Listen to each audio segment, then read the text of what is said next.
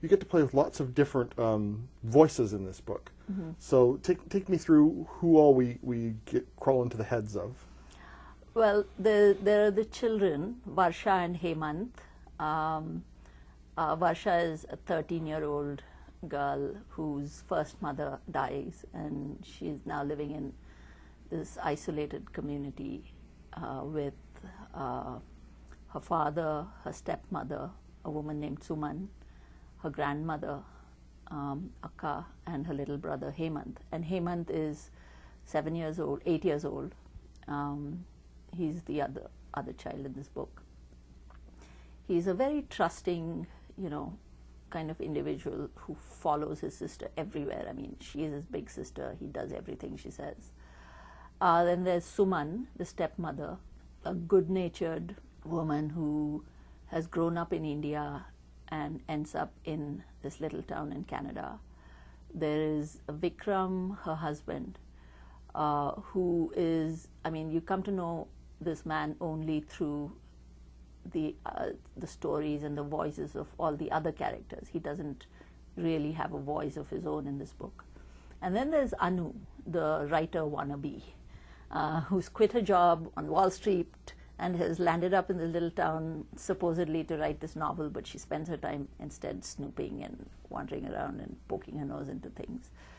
And she's kind of like me, this character.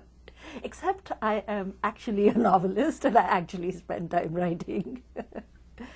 And there's Akka, the grandmother, whose presence is there, again, like her son Vikram. She's there in the book, but she doesn't have a voice. And that's it.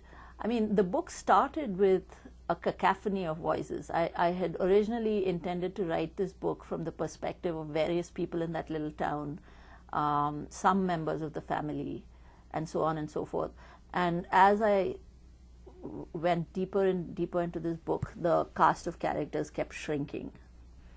That was the idea, to just narrow it down to that isolation. I'll start with the most obnoxious character first.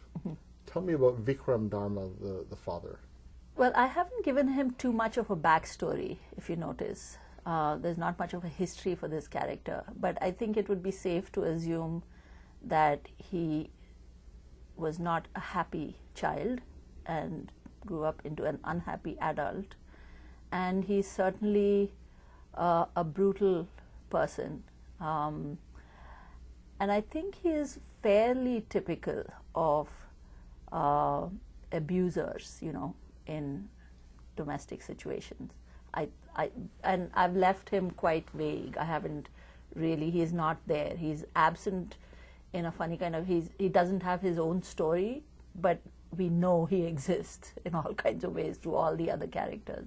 But people in this book love him. There are characters, his children love him, and there must be something in there. I don't know whether love is something that you're obliged to give because of the family relationship, up to a point. In a family, what is it?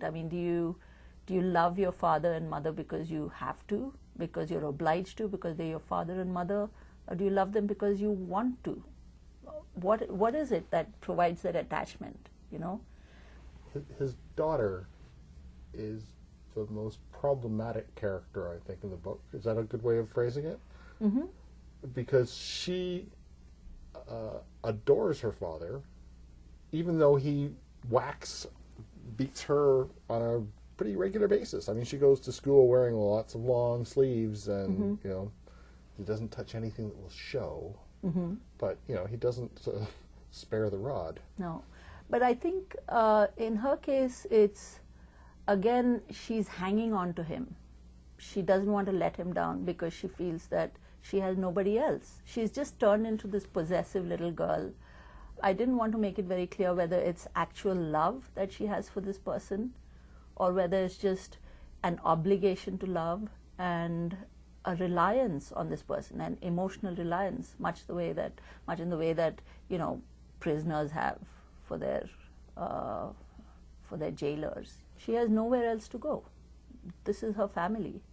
She doesn't perceive any escape from this. She doesn't even think of escape.